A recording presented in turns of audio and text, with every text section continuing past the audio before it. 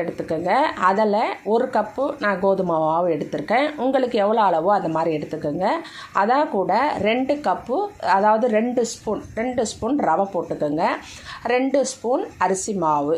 அதான் கூட இன்னும் நம்ம அது பைண்டிங்காகத்தான் இந்த அரிசி மாவும் நம்ம ரவையும் சேர்க்கறது. இப்போ போடும் பொழுது அந்த பிசுபிசுப்பு தன்மை கொஞ்சம் கம்மியாகும்.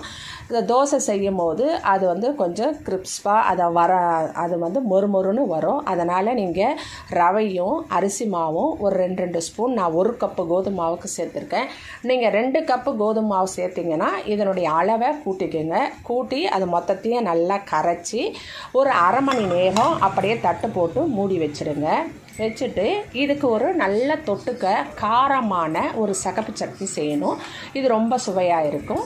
இதுக்கு நீங்கள் 1 கப்பு வெங்காயம், 1 கப்பு தக்காளி நல்லா நறுக்கியது போட்டு 1 ஸ்பூன் எண்ணெய் விட்டு நல்லா வதக்கிக்கோங்க. அதான் கூட ஒரு 6-7 பல் பூண்டு, நல்லா ஒரு 7-8 வரமிளகா கொஞ்சம் கூடுதலாக போடுங்க.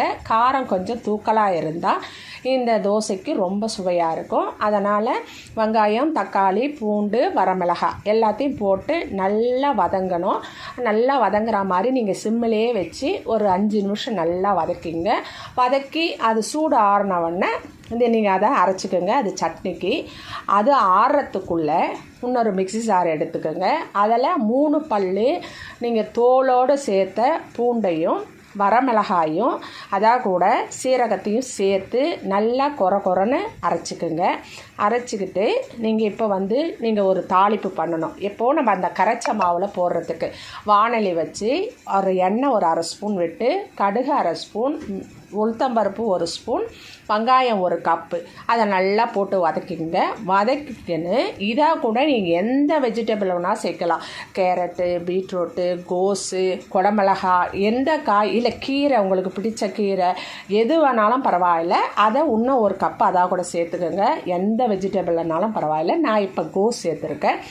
அதுக்கப்புறம் 1 கப்பு தக்காளி, கொஞ்சம் கருவேப்பிலை, கொத்தமல்லி, புதினியாக இருந்தால் புதினியாகவும் போடலாம். அந்த மாதிரி க்ரீன் லீவ்ஸ் எது வந்தாலும் சேர்த்துக்கோங்க. சேர்த்து எல்லாத்தையும் நல்லா வதக்கணும். அது வதக்கிறதுக்கு இந்த வெங்காயம் தக்காளிக்கு ஏற்ற மாதிரி ஒரு சிட்டிகை உப்பு போட்டு நல்லா வதக்குங்க.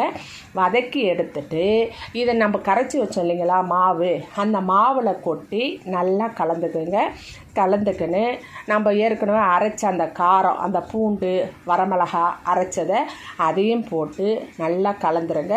கலந்து இந்த மாவு, இந்த மசாலா எல்லாத்துக்கும் சேர்ந்தா போல்